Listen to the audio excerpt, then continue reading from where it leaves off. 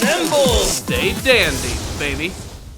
Diavolo is about to get his pink-haired ass completely beat by the power of Gold Experience Requiem. Hello, my friends, and welcome to another review of JoJo's Bizarre Adventure, Golden Wind. And we are this close to the finale of the 5th part of JoJo's Bizarre Adventure, and I for one could not be more excited as finally Diavolo, the leader of Passione, is finally about to have his ass handed to him thanks to the power of Giorno and his evolved stand, the Golden Experience Requiem. That's right, the unthinkable has happened. Giorno has used the power of the arrow to evolve his stand into a massive fighting monster that has the power to reverse time itself. It really seems like the most powerful characters in the JoJo franchise seem to always have the ability to manipulate time in some sort of way. I mean, look at Dio. He could completely freeze it. Look at Kiriyoshi Kage. He could return things back to a point if he wanted to. Next, we had Diavolo, who had the distinctive ability of being able to erase a certain portion of time and being able to see visions of his very own victories. And now we have Giorno, who can reverse time itself thanks to the power of his stand. This was an intense episode, to say the least. It also made me realize that just about every major character from Bruno and Giorno's gang is dead. It's kinda sucky when you actually think about it. I mean, Fugo decided to just leave. If he were still around, he'd probably be dead at this point. But after the deaths of Abacchio and Narancia, I was almost convinced that maybe Guido Mista was going to be next, and I knew that Bruno eventually was going to die, as he was basically a weird sort of zombified version of himself walking the earth. The good thing is, Bruno got to do one great thing before he actually passed away and went up into heaven. He was actually able to defeat Chariot Requiem, allowing all of the souls to return to their normal bodies, as well as completely fucking up all of Diavolo's plans, which was definitely the best thing about this episode. The thing about Diavolo is that he's a character who's completely full of himself. He's entitled. He feels that he's the worthy one, the king who actually is going to be able to obtain the power of a Requiem stand. What he didn't count on was the fact that Bruno was going to be the one who was actually going to trip him up, and that Giorno was going to be taking this power for himself. And I think the biggest thing about this episode is simply just seeing Golden Experience actually go through its transformation. When it actually happens, it looks like it's actually not going to work, as he stabs the stand with his arrow, and then Diavolo uses his power to try and erase that entire moment, but actually it ends up working for him, and the actual transformation sequence is really cool. You actually get to see like the outer shell of Golden Experience starts to break away until you see its brand new form, which is not too drastically different, but what I love is that it actually sort of emulates Giorno's hair, having all of these spikes on top of its head, almost like a glorious golden crown. It's freaking awesome looking, and unlike Chariot Requiem, apparently this thing does want to work directly with Giorno, yet it still manages to have its very own sentience during the entire scene where Diavolo is desperately trying to erase time and see visions of how he's actually going to beat Giorno. But no, it doesn't end up working for him. He simply reverses all of the events, messing with Diavolo's head, and does what you do best with every other JoJo villain. Finish him off with a flurry of badass punches. It is satisfying to finally see the boss of this freaking organization get what's coming to him, and it certainly made this episode work for me. That being said, I have to admit, while this was an atmospheric and very cool episode, it was a very slow episode, and we still have 2 more to go, and I can't wait to see how they're actually going to wrap up the entire series. If there's going to be one more final battle, if Diavolo seems to have one more big plan, it really just remains to be seen. As someone who doesn't read the manga, I don't know what's next. All I know is I can't wait to see what's going to happen. It does suck that apparently we are going to have to wait a couple of weeks to get the big final 2 episodes of the series. I think the wait is initially going to be worth it. However, I will say that I've loved my experience with this show, but let's talk about that a little bit more in the rundown of this episode of JoJo's Bizarre Adventure, Golden Wind. So the big takeaway from this episode, of course, is that Giorno's stand evolves into Golden Experience Requiem. It's awesome, it's cool, it takes a little bit of time actually getting there, but the actual look of the stand, utilizing its abilities, is so visually awesome looking.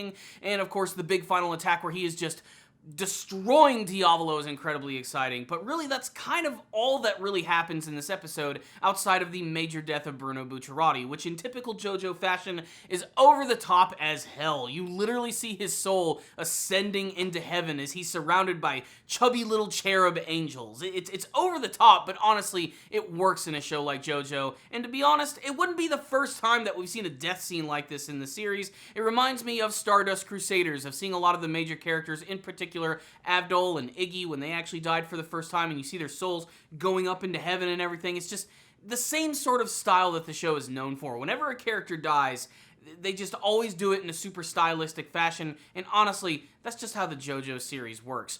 But really, this episode is all about that big transformation sequence, and in that sense, it was really cool, but I don't know how they're going to be able to do anything really great with this in the last 2 episodes if Diavolo doesn't have some sort of special ability, or if they're somehow going to give us, like, some sort of awesome, like, final epilogue for the entire series, like if we're actually going to see like the true ending of how this entire series is going to wrap up, and maybe even a potential tease for the future of JoJo. As it stands, however, I've really so far loved my experience with the Golden Wind anime series. I wouldn't say that it's my favorite JoJo season. That distinction is still going to go to Stardust Crusaders. I don't know what it is about that show, but it just really had its hooks in me the entire time. But just like the rest of JoJo, this is a series which is just working so well because of its characters, its creativity, the fact that the action scenes are never exactly what you're going to expect. You never see the same old tired powers that you see in a lot of other anime series, which are essentially the ability to just punch really hard or fire beams. Yes, those things do exist in JoJo, but they're supplemented by an insane amount of creativity, and as the series name would imply, a lot of bizarre shit actually going down. I will say, if there is only one disappointment, I would say that it's actually Diavolo himself. He's an okay villain in my opinion, but after the amazing Kira Yoshikage from Diamond is Unbreakable and the legendary Dio, he just didn't really impress me as much. I love the look of King Crimson, and I especially love the name of that stand because I love the King Crimson band, but still, I don't know. I felt like they were building him up to be something a little bigger than, say, Dio or Kira, and overall, he's just like a really just obsessed with himself kind of mafia boss who dresses like a crazy JoJo character. That's really all there is to him, and I was kind of hoping there'd be more and maybe learning a little bit more about his backstory. I do like that he did tie into some of the other major events of the series, especially with the origin of the arrows and everything, but overall, we didn't get to spend as much time with Diavolo, so seeing his defeat doesn't really like feel as grand as say when we were going up against Dio or even Kira Yoshikage, who are 2 villains that I felt are definitely the best villains from the series. Kira Yoshikage in particular, I thought the way that they handled him in Diamond is Unbreakable, the way that they slowly built up that character and ramped him up and showing how dangerous he is and how he had actually evolved his powers, I thought that was way more impressive than anything that I've actually seen by Diavolo. The good thing is, the actual story and the background and the setting of Golden Wind is what really sort of sold it for me and is what has allowed me to truly enjoy this and make this another awesome JoJo experience. In my opinion, I know this is maybe jumping the gun, and I don't believe that anything is completely perfect, but as far as like anime experiences go in terms of being wowed and looking at the creativity, amazing character designs, and an amazing background for a cool setting and story, the JoJo series is second to none. It is uniquely one of the craziest things that I have ever seen, and that makes watching every season just an absolute joy. And this one right here was quite literally a great evolution of the series, and I cannot wait to see what is going to be coming in the next part of the series. As far as I know, commenters have told me there is going to be another part right after this, and I can't wait to see what that's all going to be about. Apparently after that, however, supposedly from what I've read and what I've been told, they do kind of like a soft reboot of the entire franchise where they sort of like ignore everything that came previous and they try to do something different.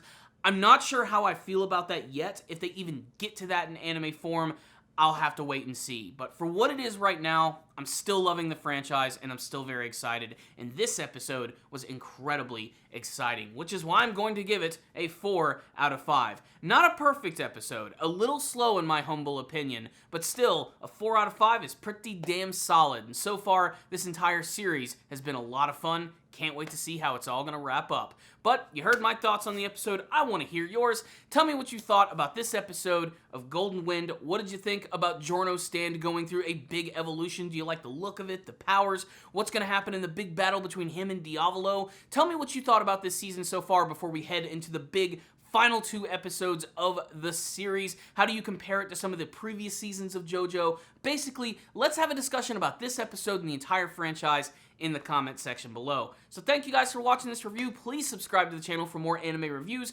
reactions, and topic videos. If you guys want to go the extra mile and support my channel, make sure to check out my Patreon and PayPal account. If any of you donate $10 or more to my Patreon, I will review an anime series of your choice. So make sure and check that out. I'll see you all next time, and as always, stay down there, baby.